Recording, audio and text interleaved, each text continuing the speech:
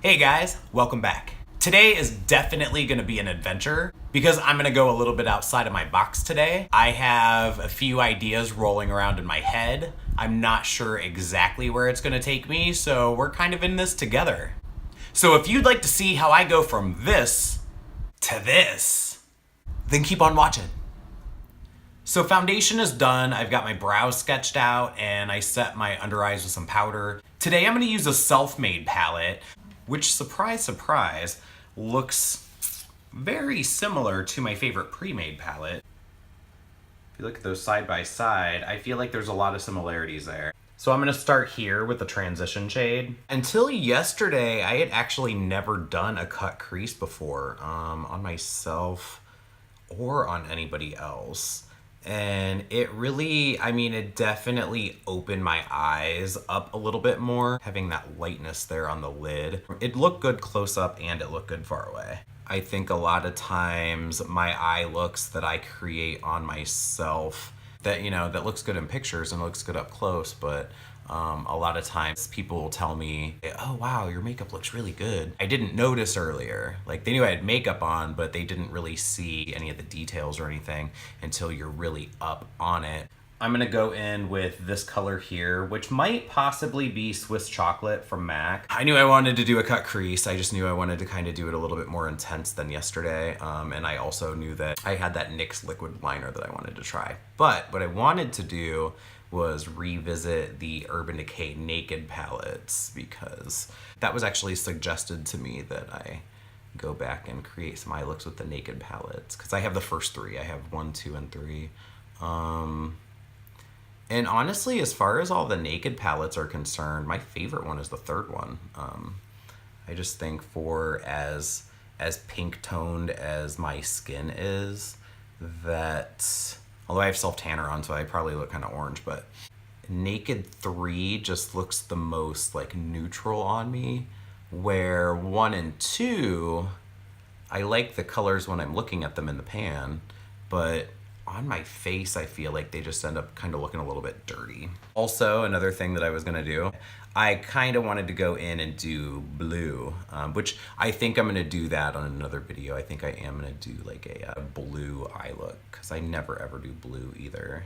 And I feel like blue eye looks make my eyes look green, which my eyes are green. People a lot of times tell me that I have blue eyes, or they'll comment on, how pretty my blue eyes are or whatever, but my eyes are actually green.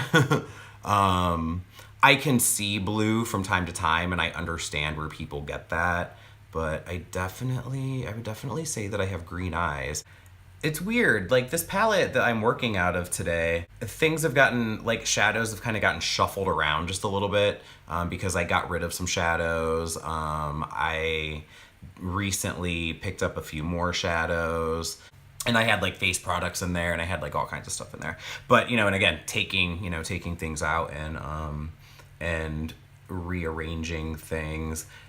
This palette, on camera, I don't think that it really shows as much, but it really does look a lot like the Androgyny palette. And obviously, we all know that I love that palette so much.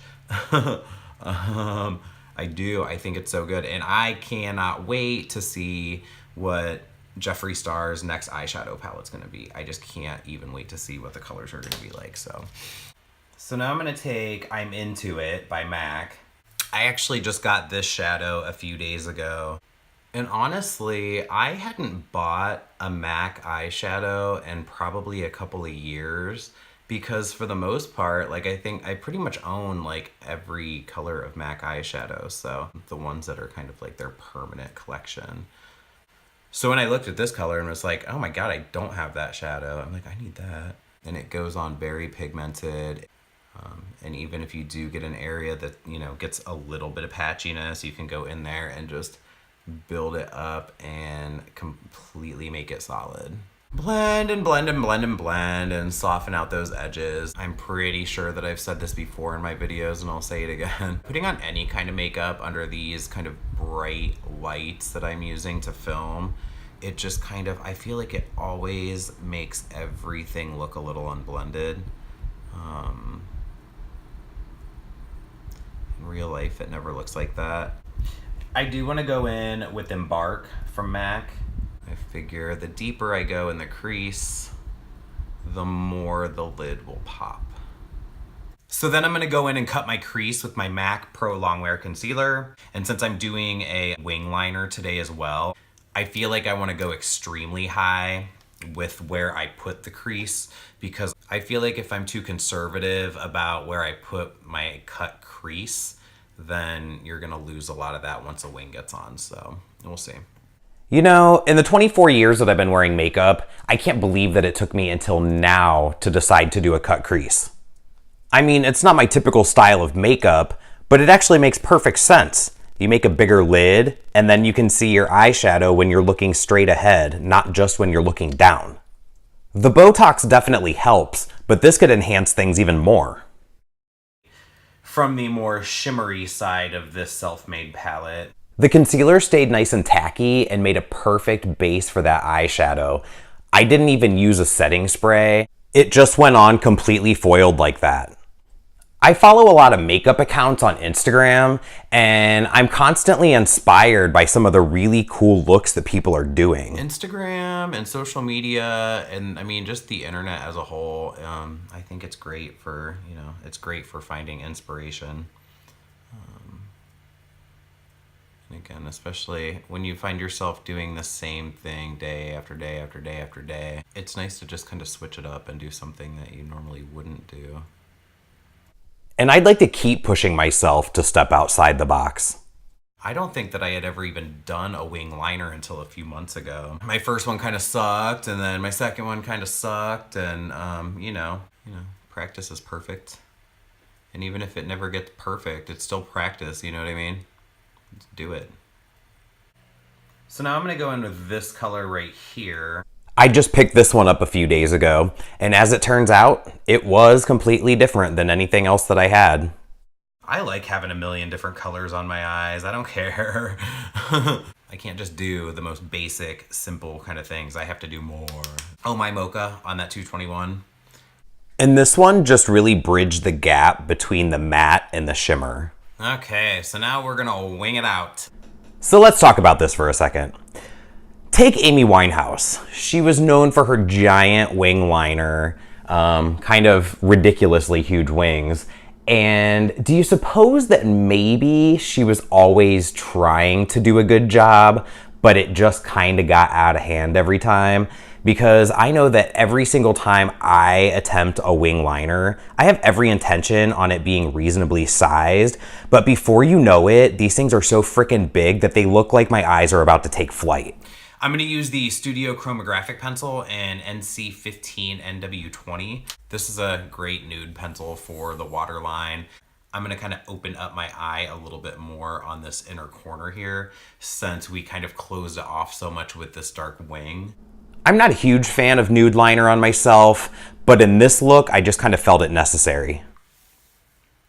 There, so that definitely opens up the eyes a little bit more. And here, I just took a combination of the same colors that I used in my crease and applied them just under the waterline with a Morphe R45. And I was really inspired by Elvira's makeup and the way that I just kind of drew my eyes open a little bit more on that inner corner. And since there's definitely a lot of transfer on that liquid liner from that gold eyeshadow, and I feel like that's something that's going to continue to happen as I open and close my eyes, what I'm going to do is go over top of the gold with some gold glitter, and the glitter won't transfer onto the liner as much. So with my MAC eyeliner mixing medium and some Lit Cosmetics glitter and Fully Nude, I just coated that eyeshadow and then cleaned up that eyeliner with a quick second coat. So that's pretty much the eye look. I'm gonna go ahead and do everything else off camera, my brows, my lips, and that kind of stuff, and I'll be right back with the final look.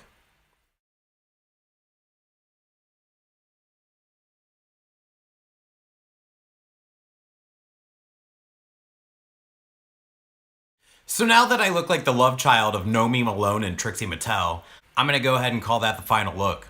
I mean, it is very drag, but it also is kind of cool. I don't know, I like it. Push the boundaries, go outside of your box, do something completely different than you normally do. I mean, even the hair, like I don't ever wear pigtails in my real life, but I actually really like the pigtails today. So if you like this video and you wanna see more, give it a thumbs up. Don't forget to hit that subscribe button down below and tell all your friends about it. and I'll see you on the next one.